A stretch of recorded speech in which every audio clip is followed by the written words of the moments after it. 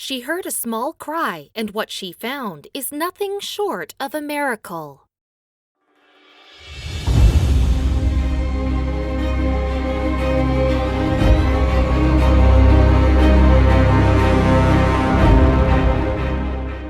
When Charmaine Keevy heard strange sounds coming from a drain in the street, she thought it might be a cat, but somehow she knew something wasn't right, so she recruited some help to investigate. What they found was something nobody was prepared for, and it made everyone involved believe in miracles. 63-year-old Charmaine runs a catering company in Port Elizabeth, South Africa. Being a business owner gives her the flexibility to choose her own schedule. Early every morning, she takes her wiener dog, Georgie, for a walk. This April day seemed a day like any other, but when her dog started barking loudly at a drain duct in the gutter, everything changed. Georgie is not usually a barker, so Charmaine was puzzled. Then she heard the small cry coming from the drain. At first, she thought it was a cat meowing, but decided to get on her hands and knees to listen closer. After a few seconds, she realized those weren't really feline sounds. Charmaine started panicking at the thought of what might be down that drain. She wanted to investigate, but she needed help.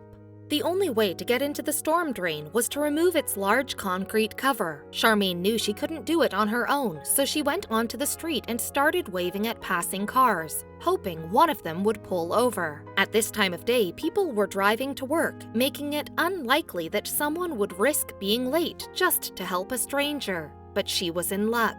Electric fence installer Corny Viljoen stopped his car. Charmaine explained to him what was going on, and he also bent down to listen to the sounds. He too heard faint sobs that he thought could be human. He walked to the trunk of his car and pulled out a steel bar. With Charmaine's help, he used it as a lever to lift the concrete lintel covering the drain. They looked inside but saw nothing. The bottom of the drain was about 6 feet down. Carefully, Corny climbed inside. As soon as his feet touched the ground, he started feeling multiple stings on both his legs. He realized he was standing on top of a red ant colony. Unfazed, he continued his mission, but maneuvering inside the drain didn't prove to be an easy task. When I got into this hole, it was higher than my head, and it was so narrow that I had to go down on my knees and I couldn't bend over, recalls Corny. He started feeling around with his hands in the dark, looking for the source of the cries. Then he touched something that sent a chill down his spine. Corny's hand came upon what felt like a baby's leg. His suspicions were confirmed. It was a baby's cries that he and Charmaine had been hearing. He took out his phone and snapped a photo to document the situation. Unsure if the baby had any injuries, he picked it up very carefully. That's when he realized something even more shocking.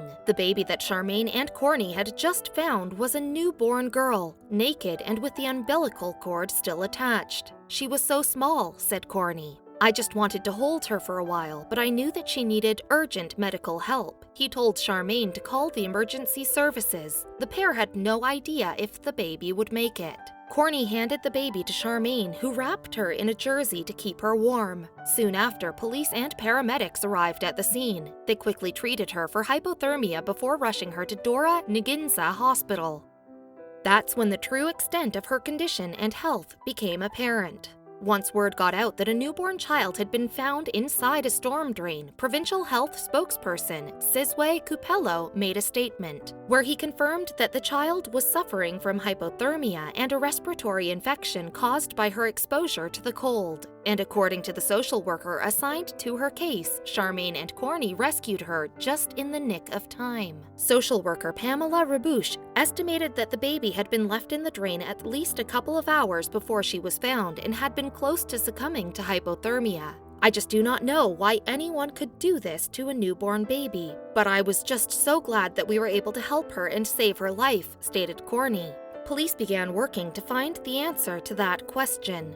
Police spokeswoman Colonel Priscilla Naidu put out a call for any witnesses or people with knowledge of the incident to come forward. An investigation into concealment of birth and child abandonment was also opened. The department's Family Violence, Child Protection, and Sexual Crimes Unit was called in to try and trace the baby's mother. But Charmaine believes it's not only the mother they should be looking for. There is no way that a mother who had just given birth could have lifted that heavy concrete cover on her own, as it took me and a very strong man with a big steel bar to get the lintel off the drain, said Charmaine. There are clearly people out there who know who the mother and baby are. Meanwhile, at the hospital, the baby proved to be a fighter. She's not out of the woods yet, but she is breathing on her own now, and the nurses say she will make it, Corny said. Hospital staff named her Grace April, and her story has made her a celebrity of sorts at the neonatal ward. If her mother isn't located, Mrs. Rabouche is tasked with finding her a safe home. Despite her first few hours of life, Charmaine believes she has a bright future.